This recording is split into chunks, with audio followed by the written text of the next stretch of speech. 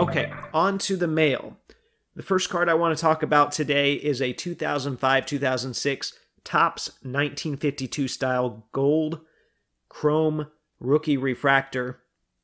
I might have even repeated some phrases in there, of Sarunas Jasikevičius, numbered 4/25.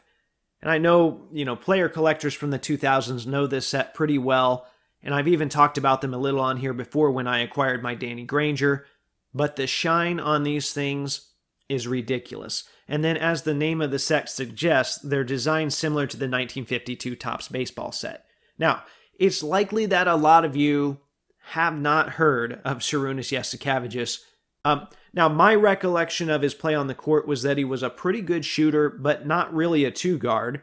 And then when they tried to play him at point, he couldn't handle any type of pressure. So he ended up being a combo guard that really couldn't do a combination of several different things the team needed from him. And eventually he was shipped off to the Warriors and then ended up back in Europe. I like the guy, but it just didn't work. Now, thankfully, he's had a pretty good basketball life, though, all things considered, including a successful coaching run. And for anyone wondering, he currently coaches for Barcelona. All right, the next card I want to talk about is a triple patch of Karl Malone, Kevin Garnett, and Willis Reed from 2009-2010 Upper Deck SP game used, and it's numbered 55/60. And even though I still needed a nice Kevin Garnett patch for my top 75 PC, I really only bought this for one player, and that's Willis Reed.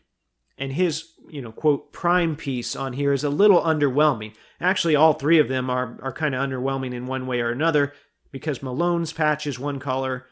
The Garnett patch is awesome, but it's a Timberwolves piece. He's pictured as a Celtic. And then while the Reed is definitely a patch, as opposed to a mesh jersey like the Malone, it's only one color as well. However, if you do a little digging, you'll find that Willis Reed has a very limited number of relic cards out there, and they all came in the span of 2 or 3 years from Upper Deck. There is a really nice duel from UD Black with Walt Frazier I'd like to pick up someday. I don't see that one often. I really haven't seen it in a long time, so who knows if I'll see it soon. This is going to be my placeholder for now. Another thing that I like about this card is that the back uses fairly specific language when it comes to the source material. And this was the last year of the license for Upper Deck. So, they probably could have skimped a little on the wording and gotten a free pass from collectors because, hey, they're going out, right? But for example, the Garnett notes that he wore it while he was a member of the Timberwolves.